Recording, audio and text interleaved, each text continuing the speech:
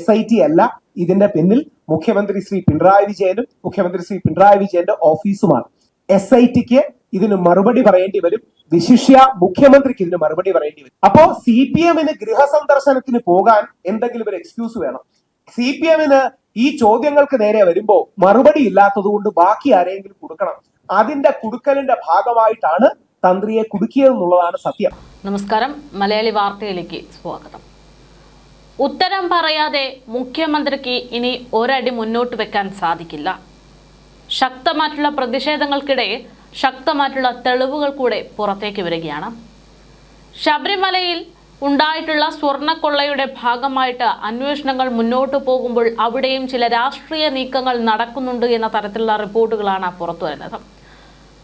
തന്ത്രി അറസ്റ്റിലായതിനു പിന്നാലെ പിറകിൽ പ്രവർത്തിച്ചത് മുഖ്യമന്ത്രിയാണെന്ന് തുറന്നടിക്കുന്നു രാഹുൽ ഈശ്വർ. ശബരിമലയിൽ യുവതീ പ്രവേശന സമയത്ത് സമരകാലത്ത് അന്ന് വലിയ രീതിയിൽ വിമർശനങ്ങളും പ്രതിഷേധങ്ങളും ഉണ്ടായപ്പോൾ എങ്ങനെയെങ്കിലും യുവതികൾ ശബരിമലയിൽ കയറുകയാണെങ്കിൽ നട തുറക്കില്ല എന്ന തീരുമാനം അറിയിച്ചിരുന്നു തന്ത്രി. അതിന്റെ പ്രതികാരം തീർക്കാൻ പിണറായി സർക്കാരിന്റെ നിർദ്ദേശപ്രകാരം പിണറായി പോലീസ് കളിച്ച കളിയാണ്. SIT പോലും പിണറായിക്ക് അനുകൂലമായിട്ട് നടപടിയെടുത്തതിന്റെ ഭാഗമാണ് 40 ദിവസത്തോളം തന്ത്രി അറസ്റ്റിലായി ജയിലിൽ കിടന്നത് എന്നുള്ള തുറന്നു പറച്ചിലാണ് ഇപ്പോൾ രാഹുൽ ഈശ്വർ നടത്തുന്നത്. എന്തായാലും അദ്ദേഹത്തിന്റെ വാക്കുകളിലേക്ക്. ശ്രീ നമ്പിനാരായണൻ എന്ന് പറയുന്ന നമ്മുടെ ശാസ്ത്രജ്ഞൻ 50 ദിവസത്തോളമാണ് ഒരു കള്ളക്കേസിൽ ജയിലിൽ കിടന്നത്. SITക്ക് തെളിവിന്റെ കടുകുമണി പോലും അവതരിപ്പിക്കാൻ പ്രസന്റ് ചെയ്യാൻ കഴിഞ്ഞിട്ടില്ല. ഓർക്കുക, ഇത് 41 ദിവസം അറസ്റ്റ് ചെയ്തതിന് ശേഷമാണ്. അപ്പോ തെളിവിന്റെ കടുകുമണി പോലും 41 ദിവസങ്ങൾക്ക് ശേഷം പോലും കണ്ടെത്താനായില്ലെങ്കിൽ 41 ദിവസം മുമ്പ് എന്തിനായിരുന്നു തന്ത്രി അറസ്റ്റ് ചെയ്തത്? SIT അല്ല ഇതിന്റെ പിന്നിൽ മുഖ്യമന്ത്രി ശ്രീ പിണറായി വിജയനും മുഖ്യമന്ത്രി ശ്രീ പിണറായി വിജയന്റെ ഓഫീസുമാണ്. തന്ത്രിക്കെതിരെ രാഷ്ട്രീയപരമായ ദുരുദ്ദേശത്തോടു കൂടിയാണ് അറസ്റ്റ് നടന്നത്. CPMന് നേരെ കമ്മ്യൂണിസ്റ്റ് പാർട്ടി നേതാക്കൾക്കെതിരെ ചോദ്യത്തിന്റെ മുൾമുന വരുമ്പോൾ അതിൽ നിന്ന് ശ്രദ്ധ മാറ്റാനും CPMന് നേരെ ചോദ്യശരങ്ങൾ ഉയരുമ്പോൾ അതിന്റെ മൊനയൊടിക്കാനും വേണ്ടിയാണ് യഥാർത്ഥത്തിൽ ശബരിമല തന്ത്രിയെ അറസ്റ്റ് ചെയ്തത്.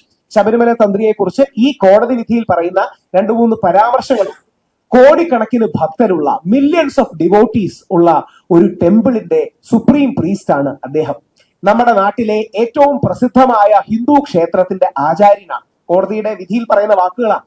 അങ്ങനെയുള്ള ഒരു അമ്പലത്തിന്റെ പുരോഹിതനെ, മുഖ്യ ആചാര്യനെ ഇത്രയും തെളിവില്ലാത്തൊരു കേസിൽ തികച്ചും രാഷ്ട്രീയ പ്രേരിതമായ ഒരു നാടകത്തിന്റെ ഭാഗമായിട്ടല്ലേ അറസ്റ്റ് ചെയ്തത്?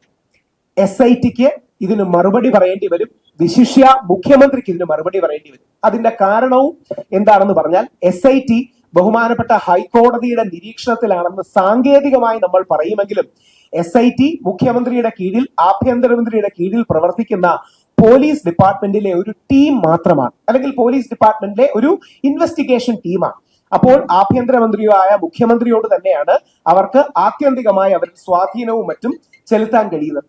അപ്പോ ഈ രീതിയിൽ തികച്ചും രാഷ്ട്രീയ പ്രേരിതമായ ഒരു അറസ്റ്റ് ഉണ്ടായത് എന്തിനാണെന്ന് സബ്മിഷന്റെ ഭാഗമായി ബഹുമാനപ്പെട്ട തന്ത്രി കോടതിയെ സമർപ്പിച്ചിട്ടുണ്ട്. അതിൽ ബഹുമാനപ്പെട്ട കോടതിയോട് തന്ത്രി ചൂണ്ടിക്കാണിക്കുന്ന കാര്യങ്ങൾ അതും നമ്മളോട് ബന്ധപ്പെട്ട കാര്യമാണ്.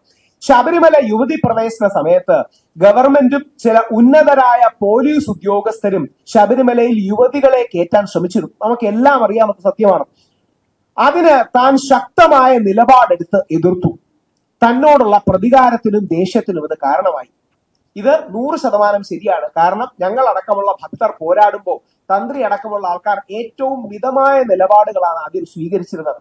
എന്നാൽ ശബരിമലയിൽ യുവതികളെ പോലീസിന്റെ സംരക്ഷണയിൽ പോലീസ് യൂണിഫോം ഇട്ട്, ഓർക്കണം, പോലീസ് യൂണിഫോം ഇട്ടടക്കം ശബരിമലയിൽ യുവതികളെ കയറ്റാൻ ശ്രമിച്ചപ്പോൾ ശബരിമല തന്ത്രിയായിരുന്ന കണ്ഠരര് രാജീവര്, പൊതുവെ സാത്വികനായ കണ്ഠരര് രാജീവര്, പൊതുവെ അഗ്രസീവായ സ്റ്റാൻഡ് എടുക്കുന്നതിൽ എന്നെ പോലും ഉപദേശിക്കുകയും വിമർശിക്കുകയും നിരുത്സാഹപ്പെടുത്തുകയും ചെയ്യുന്ന കണ്ഠരര് രാജീവര് അതിശക്തമായ ഒരു നിലപാടെടുത്തു.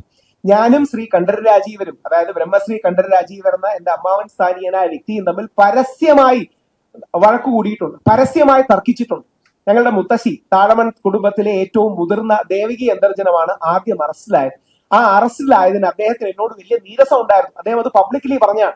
ഇത്രയും കുടുംബത്തിലെ മുതിർന്ന 82 വയസ്സായ ഒരു അന്തർജനത്തിനെ നീ അറസ്റ്റ് ചെയ്യാൻ വേണ്ടി അവിടെ കൊണ്ടുപോയി എന്ന് പറഞ്ഞ് അദ്ദേഹം എന്നെ വിമർശിച്ചിട്ടുള്ള ആളാണ്. പക്ഷേ അദ്ദേഹം അന്ന് പറഞ്ഞത് നമുക്ക് പോരാടാം, കോടതി വഴി പോവാം തുടങ്ങിയ കാര്യങ്ങളാണ്. പക്ഷെ അന്നേ ഞാൻ അദ്ദേഹത്തോട് പറഞ്ഞു, പൊതുജന വിശ്വാസ പ്രക്ഷോഭങ്ങൾ ഇല്ലെങ്കിൽ വിജയിക്കാൻ കഴിയും. ഏറ്റവും സാത്വികനായി നിലപാടെടുക്കുന്ന, ഒട്ടും അഗ്രസീവ് അല്ലാത്ത, ഇന്നേ വരെ ജീവിതത്തിൽ ഒരു ചീത്തപ്പേരും കേൾപ്പിച്ചിട്ടില്ലാത്ത, ഇന്നേ വരെ ഒരു വിവാദത്തിലും ഉൾപ്പെട്ടിട്ടില്ലാത്ത സാത്വികനായ ഈ മനുഷ്യനെ 41 ദിവസമാണ് ജയിലിൽ പിടിച്ചിട്ടത്. തന്ത്രി 2 സ്ഥലങ്ങളിൽ ഒപ്പിട്ടിട്ടില്ല. അത് തന്നെ തന്ത്രിയുടെ നിരപരാധിത്വത്തിന്റെ സൂചകങ്ങളാണ്. തന്ത്രി ഒരു സ്ഥലത്ത് ഒപ്പിട്ടു എന്ന് വാദിക്കുന്നതിൽ അർത്ഥമില്ല. അത് ദേവസ്വം ബോർഡിന്റെ രേഖയാണ്. ഇതൊക്കെ അറിയുന്ന കാര്യമല്ലേ. ഏറ്റവും പ്രധാന ഒരു കാര്യം കൂടി, അതിനോടനുബന്ധിച്ച് SIT എന്തൊക്കെ കള്ളത്തരം. എനിക്ക് പറയുന്നതിന് വിഷമമുണ്ട്. ഒരു പോലീസ് ഇൻവെസ്റ്റിഗേഷൻ ടീമിനെ കുറിച്ചാണ് ഞാൻ പറയുന്നത്. ഹൈക്കോടതിയുടെ നിരീക്ഷണത്തിൽ ഇരിക്കുന്ന ഒരു പോലീസ് ഇൻവെസ്റ്റിഗേഷൻ ടീമിനെ കുറിച്ച് പറയുമ്പോൾ വളരെ മിതത്വവും ബഹുമാനവും മെഷറും വേണമെന്ന് എനിക്കറിയാം. പക്ഷെ എന്ത് ചെയ്യും പറയാതെ. തന്ത്രിയുടെ വീട്ടിൽ നിന്ന് വാജിവാഹനം റെയ്ഡ് ചെയ്തെടുത്തു. ഏത് വാജിവാഹനം? ഹൈക്കോടതിയുടെ അനുമതിയോടുകൂടി ദേവസ്വം ബോർഡുകാർ തന്ത്രിയോട് അങ്ങോട്ട് അഭ്യർത്ഥിച്ച് വീട്ടിൽ കൊടുത്തുവിട്ട വാജിവാഹനം. അതായത് ഹൈക്കോടതിയുടെ അനുമതിയോടുകൂടി 6 ഇടക്കാല റിപ്പോർട്ടുകളിൽ 5ാം ഇടക്കാല റിപ്പോർട്ടായ കുറുപ്പ് സാറിന്റെ അഡ്വക്കേറ്റ് കമ്മീഷന്റെ റിപ്പോർട്ടിൽ വളരെ വിശദമായി കുറുപ്പ് സാർ എഴുതി, പൊന്നും പൊടിയും പോലും ഓരോ പൊടിക്ക് പോലും കണക്കെഴുതി ഹൈക്കോടതിയിൽ സമർപ്പിക്കുകയും ഹൈക്കോടതി ഈ റിപ്പോർട്ടിനെ അഭിനന്ദിക്കുകയും ചെയ്തു. ഏറ്റവും മികച്ച വർക്കാണ് അഡ്വക്കേറ്റ് കമ്മീഷൻ ചെയ്തത്. സ്ട്രോങ് ആണ്.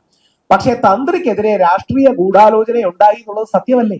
തന്ത്രിയെ കൊടുക്കാൻ രാഷ്ട്രീയപരമായ ഗൂഢാലോചന ഉണ്ടായി. തന്ത്രിക്ക് രാഷ്ട്രീയമില്ല, പക്ഷെ തന്ത്രിയെ കൊടുക്കാൻ മുഖ്യമന്ത്രിയുടെ ഓഫീസ് CPM-ന്റെ ഭാഗത്തു നിന്ന് രാഷ്ട്രീയ ഗൂഢാലോചന ഉണ്ടായി. അതിന്റെ കാരണം എന്താ? അവർ ഇലക്ഷൻ തോറ്റു, സ്വർണം കട്ടത് ആരപ്പ, സഖാക്കളാണ് അയ്യപ്പ തുടങ്ങിയ പാട്ടുകൾ വന്നു. വിശ്വാസി എന്ന രീതിയിൽ ആ പാട്ടിനെ എതിർക്കുന്ന ഒരു വ്യക്തിയാണ് ഞാൻ ആ പാട്ടിനെ പൂർണ്ണമായി സപ്പോർട്ട് ചെയ്യുമ്പോഴും ഞാൻ അടക്കമുള്ള വിശ്വാസികൾ പലരും പറഞ്ഞു, സഖാക്കളാണേ അയ്യപ്പ എന്ന് പറയുന്നത് എല്ലാ സഖാക്കളെയും മോശമാക്കുന്നത് പോലെയാണ്. അത് ശരിയല്ല. സഖാക്കൾ ഉണ്ടേ അയ്യപ്പ എന്നാണ് ആ പാട്ടാണെങ്കിൽ കുഴപ്പമില്ല. പക്ഷെ സഖാക്കളാണേ അയ്യപ്പ എന്ന് പറഞ്ഞാൽ CPM-ന്റെയും CPI-യുടെയും നമ്മുടെ കമ്മ്യൂണിസ്റ്റ് പാർട്ടിയിലെ ഒരുപാട് നല്ല സുഹൃത്തുക്കളെ സഹോദരങ്ങളെ അപമാനിക്കുന്നത് പോലെയാണ്. സഖാവ് എന്ന വാക്കിന് ഒരു നന്മയുണ്ട്, അല്ലെങ്കിൽ ഒരുമയുണ്ട്. അപ്പൊ ആ സഖാക്കളാണേ അയ്യപ്പ എന്ന് പറയുന്നത് ശരിയല്ല എന്ന് പറഞ്ഞിട്ടുള്ളവരാണ്. പക്ഷേ സഖാക്കൾ ആണേ അയ്യപ്പ എന്ന പാട്ടിന്റെ ദേഷ്യം തീർക്കേണ്ടത് തന്ത്രിയോടാണോ? അപ്പോ CPM-ന് ഗൃഹസന്ദർശനത്തിന് പോകാൻ എന്തെങ്കിലും ഒരു എക്സ്ക്യൂസ് വേണം. CPM-ന് ഈ ചോദ്യങ്ങൾക്ക് നേരെ വരുമ്പോ മറുപടി ഇല്ലാത്തത് കൊണ്ട് ബാക്കി ആരെങ്കിലും കൊടുക്കണം. അതിന്റെ കുടുക്കലിന്റെ ഭാഗമായിട്ടാണ് തന്ത്രിയെ കുടുക്കിയതെന്നുള്ളതാണ് സത്യം. അദ്ദേഹത്തിന്റെ ശക്തമായ നിലപാട് ശബരിമല വിശ്വാസ പ്രക്ഷോഭങ്ങൾക്ക് പകർന്ന ഊർജം വളരെ വലുതാണ്. കാര്യം, സ്ഥാനത്തിരിക്കുന്ന ഒരു തന്ത്രി. അന്ന് കണ്ഠരര് എടുത്ത നിലപാട് ഇന്നും ആവേശവും രോമാഞ്ചവും തരുന്നതാണ്. അങ്ങനെ നിങ്ങൾ യുവതികളെ ശബരിമലയിൽ കയറ്റുകയാണെങ്കിൽ ഞാൻ ശബരിമല നട അടച്ചിട്ട് പോകും എന്ന് ശബരിമല തന്ത്രി എന്ന് പറയുകയുണ്ടായി. അന്നാണ് മുഖ്യമന്ത്രി ശ്രീ പിണറായി വിജയൻ പറഞ്ഞത്, തന്ത്രിയുടെ കോന്താലയിലല്ല ശബരിമല ക്ഷേത്രത്തിന്റെ താക്കോൽ ഇരിക്കുന്നത്. എന്നിട്ട് മുമ്പ് മറ്റൊരു കള്ളക്കേസിൽ കൊടുക്കപ്പെട്ട മറ്റൊരു തന്ത്രിയെ കുറിച്ച് അദ്ദേഹം ഒരുപാട് അപമാനിച്ചും വ്യക്തിപരമായി അധിക്ഷേപിച്ചും കാര്യങ്ങൾ പറഞ്ഞു. അയ്യപ്പൻ ബ്രഹ്മചാരിയാണ്, പക്ഷെ തന്ത്രി കൊച്ചിയിൽ എങ്ങനെയാണെന്നൊക്കെ എല്ലാവർക്കും അറിയാമെന്ന് ഒരു മുഖ്യമന്ത്രിയാണ് പറഞ്ഞത്. ആലോചിച്ച് നോക്കണം, ഒരു മുഖ്യമന്ത്രിയാണ് ഇത്തരം കാര്യങ്ങൾ പറയുന്നത്. അപ്പോ മാസ് ഡയലോഗിന് വേണ്ടി സ്ഥാനത്തിരിക്കുന്ന, അല്ലെങ്കിൽ മുഖ്യമന്ത്രി സ്ഥാനത്തിരിക്കുന്ന ഒരു വ്യക്തി അങ്ങനെ പറഞ്ഞ ചരിത്രം വരെയുണ്ട്. ഇനി ഈ കേസിന്റെ മെറിറ്റും കൂടെ ഓരോ മാധ്യമപ്രവർത്തകരോടും ശ്രദ്ധിക്കാനാണ്. ഇതിലെ റിമാൻഡ് റിപ്പോർട്ട് നിങ്ങൾ പറ്റുമെങ്കിൽ ഒന്ന് വായിക്കണം. നമുക്ക് ദേഷ്യമോ സന്തോഷമോ എന്താ പറയണേ, ചിരിയോ അപഹാസമോ പരിഹാസമോ എന്ത് വികാരം വരുമെന്ന് അറിയില്ല. റിമാൻഡ് റിപ്പോർട്ടിൽ SIT പറഞ്ഞിരിക്കുന്നത് തന്ത്രി അയ്യപ്പന്റെ അനുമതി മേടിച്ചില്ല എന്നാണ്. ഇന്ത്യയുടെ ചരിത്രത്തിൽ ആദ്യമായിട്ടായിരിക്കില്ലേ ഒരാളെ ദൈവത്തിന്റെ അനുമതി മേടിച്ചില്ല എന്ന് പറഞ്ഞ് അറസ്റ്റ് ചെയ്യുന്നു? ദേവന്റെ അല്ലെങ്കിൽ DT അയ്യപ്പന്റെ അനുമതി തന്ത്രി മേടിച്ചില്ല. അറസ്റ്റ് ചെയ്യാൻ പറയുന്ന ഗ്രൗണ്ട്സിൽ ഒന്നാണ്. അയ്യപ്പൻ SITക്ക് മൊഴി കൊടുത്തോ? SIT അയ്യപ്പന്റെ മൊഴി എടുത്തോ? അപ്പം ഒന്നുമില്ല, ഏതോ രീതിയിൽ തെറ്റിദ്ധാരണകൾ ഉണ്ടാക്കണം. ശബരിമലയിലെ ആചാരാനുഷ്ഠാനങ്ങൾ പാലിച്ചില്ല. SITക്ക് ശബരിമലയിലെ ആചാരാനുഷ്ഠാനങ്ങൾ എന്താണെന്ന് അറിയാം. ഇതെല്ലാം ഹൈക്കോടതിയിലെ ജസ്റ്റിസ് ബദറുദ്ദീന്റെ വിധിയിലും പേജ് നമ്പർ 81, ഈ കൊല്ലം വിജിലൻസ് കോടതിയിലെ വിധിയിലും വ്യക്തമായി SIT പറയുന്ന വാദങ്ങൾ പൊള്ളയാണ് എന്ന് സൂചിപ്പിച്ചിട്ടുണ്ട്. അപ്പൊ അതുകൊണ്ട് ഇനി SIT ഉന്നയിച്ച വ്യാജ ആരോപണങ്ങളുടെ ലിസ്റ്റ് വലുതാണ്. SIT വാജിവാഹനം അടക്കം തന്ത്രിയുടെ വീട്ടിൽ നിന്ന് കസ്റ്റഡിയിലെടുത്തു. ബഹുമാനപ്പെട്ട ഹൈക്കോടതിയുടെ അനുമതിയോടുകൂടിയാണ് ദേവസ്വം ബോർഡ് തന്ത്രിക്ക് കൊടുത്തയച്ച വാജിവാഹനം തന്ത്രി മോഷ്ടിച്ചതാണെന്ന് മാധ്യമങ്ങളെ ഉപയോഗിച്ച് പ്രചരിപ്പിച്ചു. നേരത്തെ 2.5 കോടിയുടെ കാര്യം പറയുകയുണ്ടായി. തന്ത്രി സ്വർണ്ണക്കൊള്ളയിൽ ഭാഗികമായി കുറ്റം സമ്മതിച്ചു എന്ന് പോലും മുഖ്യധാരാ മാധ്യമങ്ങളെ ഉപയോഗിച്ച് വ്യാജപ്രചരണം നടത്തി. ഇത് ചെയ്യുന്ന എന്തിനാണ്? SITക്ക് അവരുടെ കയ്യിൽ ഒന്നുമില്ല എന്ന തിരിച്ചറിവുള്ളതുകൊണ്ടാണ്. പറഞ്ഞ് അവസാനിപ്പിക്കുമ്പോൾ ഇത്രയേ ഉള്ളൂ, SIT ഒരു രാഷ്ട്രീയ ആയുധമായി അധപ്പതിച്ചിരിക്കുകയാണ്.